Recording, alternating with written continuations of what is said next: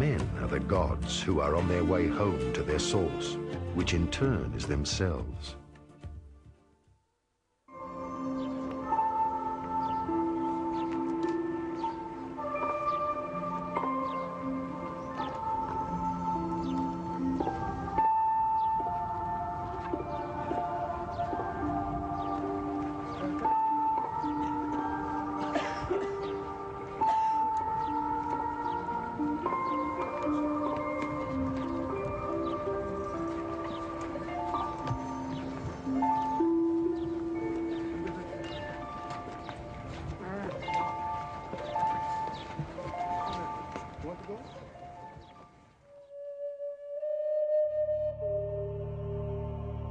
The secret of the inner earth.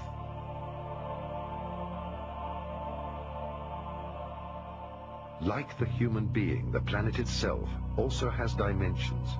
These 7 bodies are 7 main energy gates, also called chakras or sun gates. They are the activation gates. The masters of Lemuria and Atlantis knew about the main geomantic energy vortices. With the help of extraterrestrial technology and levitation, they built large pyramids onto these centers of energy. Therefore, pyramids around the world stand on these gates of energy in order to mark the power centers.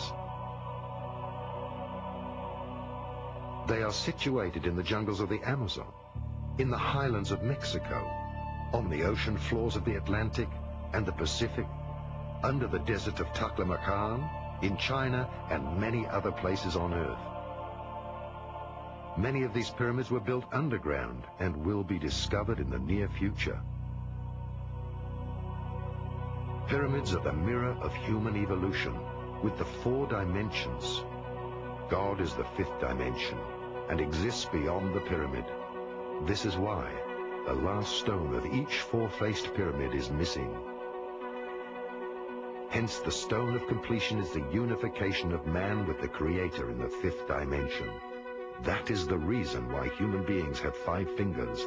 They are created for the 5th dimension. The reality of massive engineering tools in Egypt, of course, is something that is not presently known.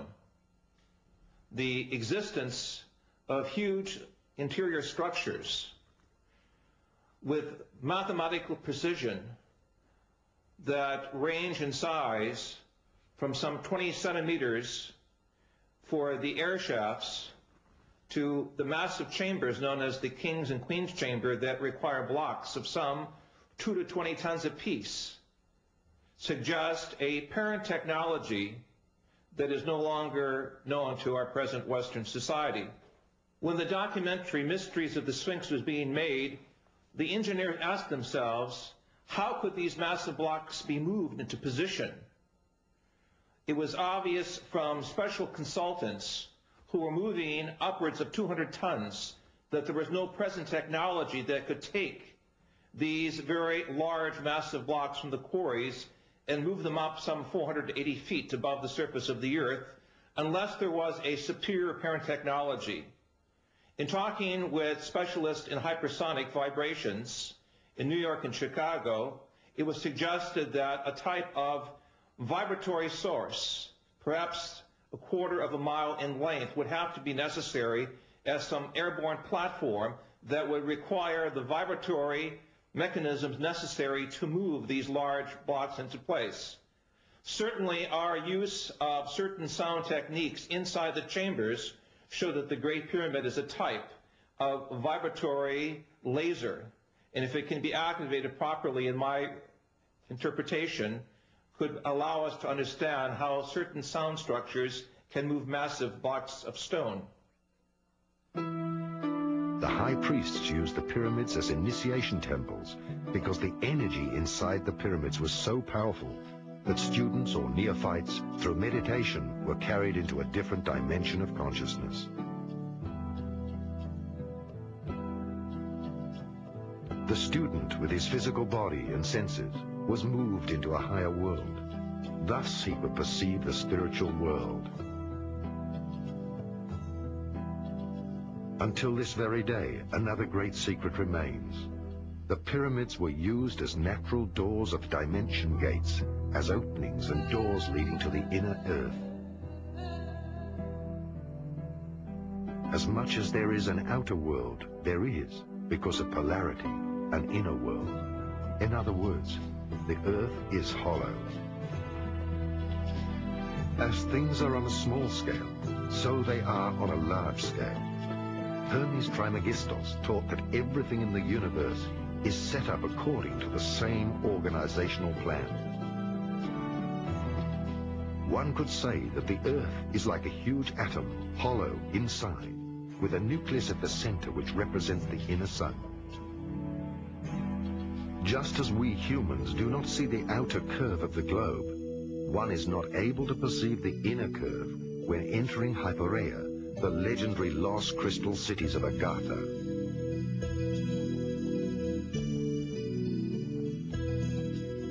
The initiated were able to get in touch with the civilizations of the inner earth through gates. Until the sinking of Atlantis, this was general knowledge.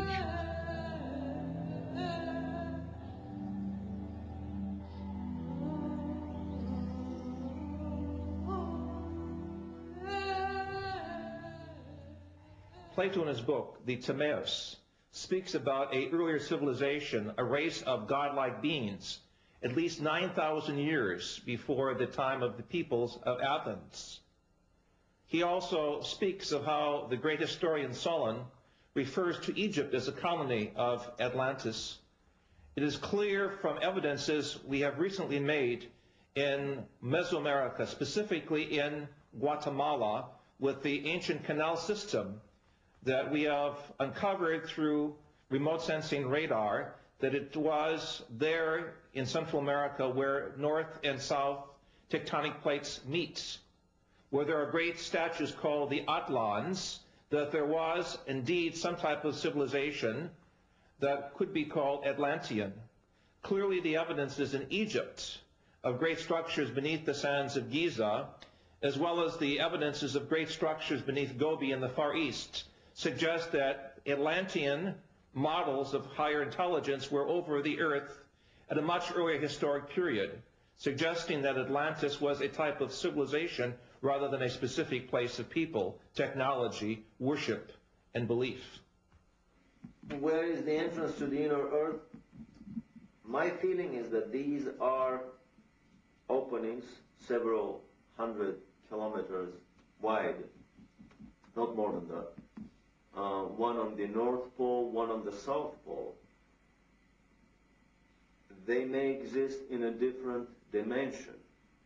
They may be made visible at will or from time to time, depending on certain cosmic and terrestrial conditions. These are more of speculations. However, I know for sure that, for example, polar flights are forbidden to fly straight over the pole. They always deviate away. After a very suspicious crash of a New Zealand airliner, chartered airliner in late 70s, early 80s, that was supposed to fly over the South Pole looking for the opening of the inner Earth. After Atlantis, only a few native Indians on the Amazon River and the Hopi Indians knew of the entrances to huge underground cities.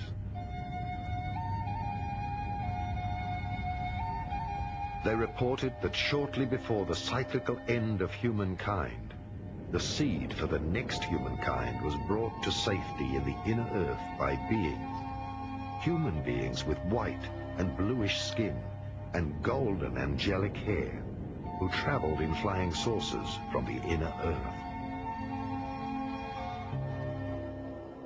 Last century, various scientists searched for the pole openings.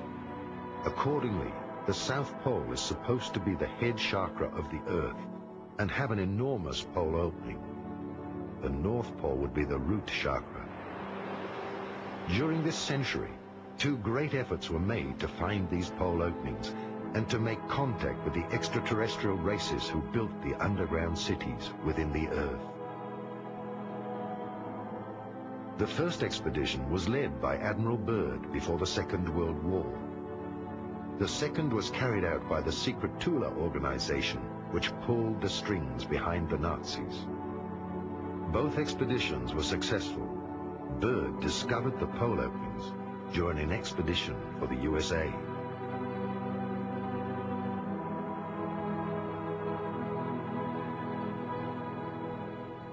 What do we know about Operation High Jump, about Admiral Byrd's